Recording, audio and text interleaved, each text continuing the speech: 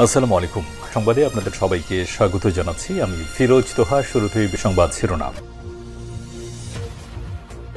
জানিয়ে দেব এই মুহূর্তে হাতে পাওয়া সর্বশেষ গুরুত্বপূর্ণ আপডেট বাংলা সংবাদ। শুরুতেই থাকছে, রাগ করে কি করব বলেন, আল্লাহর কাছে বলি। শেখ হাসিনার সম্পর্কে বেগম খালেদা। উন্নত চিকিৎসার জন্য আগামীকাল মঙ্গলবার রাতে লন্ডনের উদ্দেশ্যে ঢাকা ছাড়বেন বিএনপি চেয়ারপারসন ও সাবেক প্রধানমন্ত্রী বেগম খালেদা জিয়া।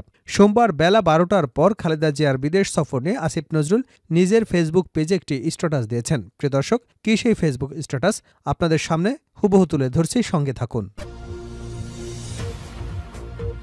এবারে জানাবো, সবাইকে ঐক্যবদ্ধ হয়ে দেশকে রক্ষা করতে হবে আব্দুস সালাম।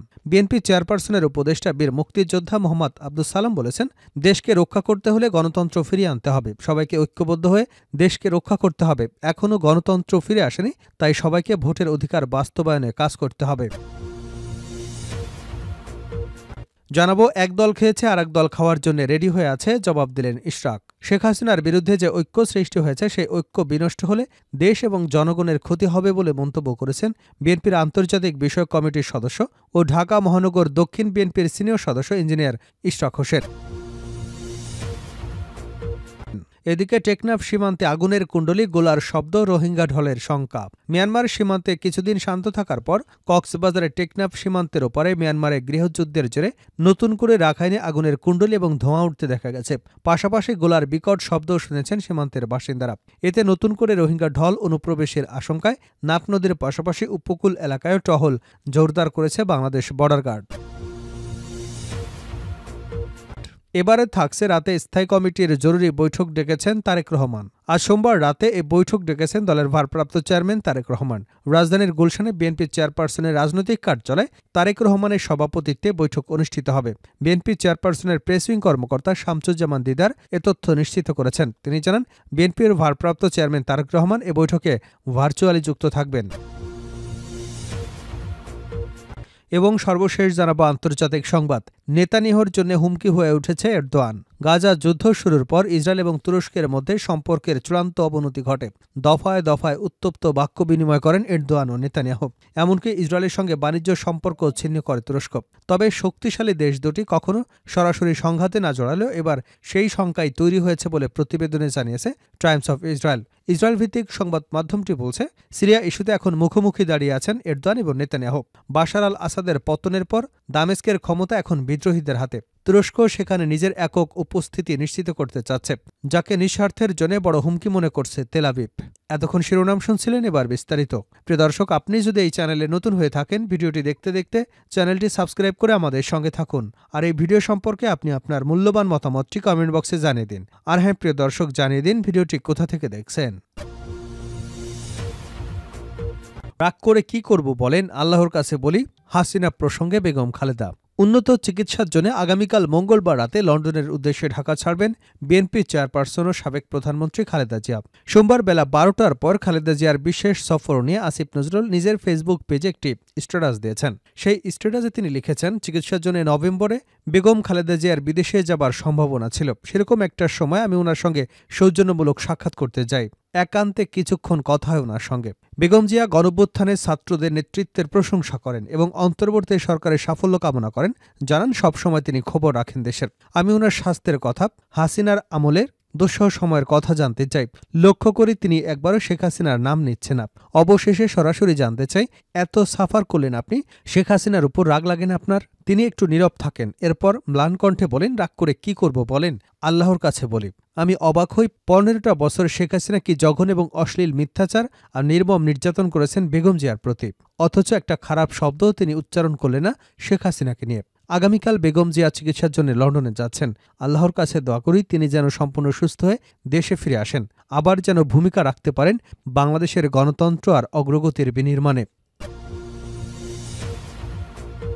সবাইকে ঐক্যবদ্ধ হয়ে দেশকে রক্ষা করতে হবে আব্দুস সালাম। বিএনপি চেয়ারপারসনের উপদেষ্টা বীর মুক্তিযোদ্ধা মোহাম্মদ আব্দুস সালাম বলেছেন, দেশকে রক্ষা করতে হলে গণতন্ত্র ফিরিয়ে আনতে হবে। সবাইকে ঐক্যবদ্ধ হয়ে দেশকে রক্ষা করতে হবে।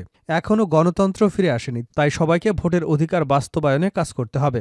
সোমবার বেলা ১১টার দিকে TMSS মহিলা মার্কেটের হলরুমে বগুড়া জেলা বিএনপির উদ্যোগে কর্মী সভায় প্রধান অতিথির বক্তব্যে তিনি এসব কথা বলেন।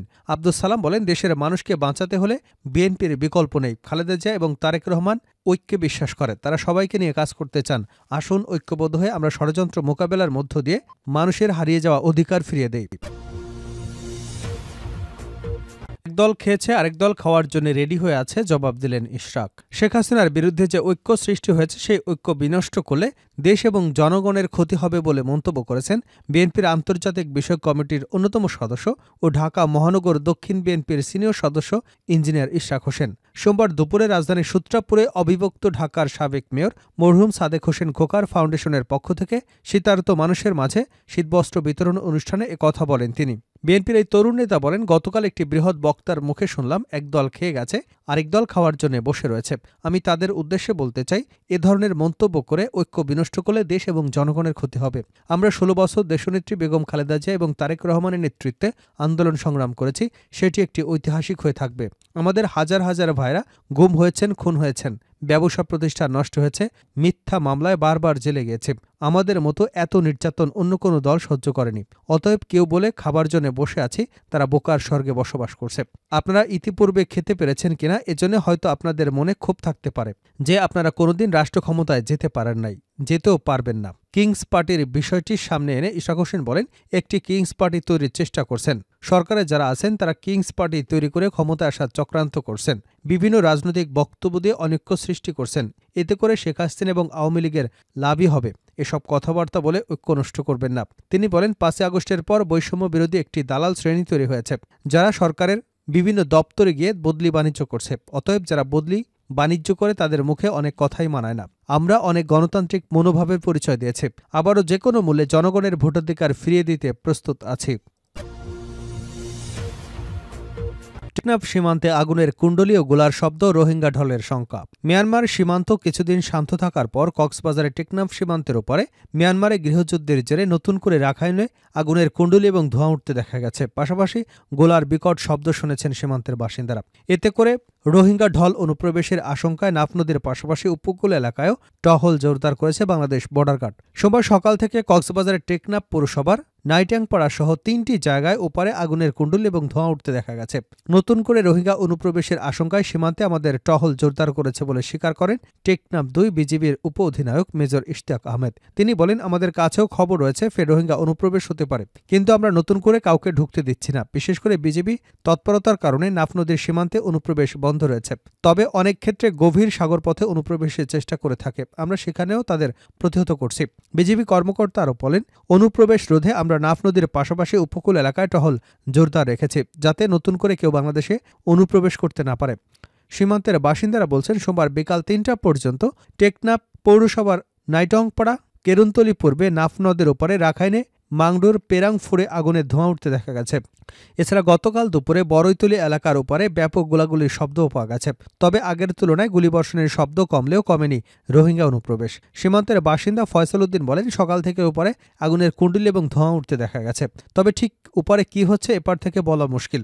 আমরা শুনছি সেদেশে এখনো যুদ্ধ বন্ধ হয়নি, যার কারণে এখনো বিভিন্ন ভাগে রোহিঙ্গারা অনুপ্রবেশ করছে। গতকালও ৩৬ রোহিঙ্গা বাংলাদেশে ঢুকেছে, তারা আকিয়াব থেকে পালিয়ে এসেছে। এদিকে ২০২৩ সালের নভেম্বর থেকে গত বছরের ডিসেম্বর পর্যন্ত ১৭,০০০ রোহিঙ্গা পরিবারের ৬৪,৭১৮ সদস্য বাংলাদেশে অনুপ্রবেশ করেছে বলে জানায় সরকারের শরণার্থী ত্রাণ প্রত্যাবাসন কার্যালয়। এরপরও এখনও বাংলাদেশে রোহিঙ্গা অনুপ্রবেশ পুরোপুরি থামেনি।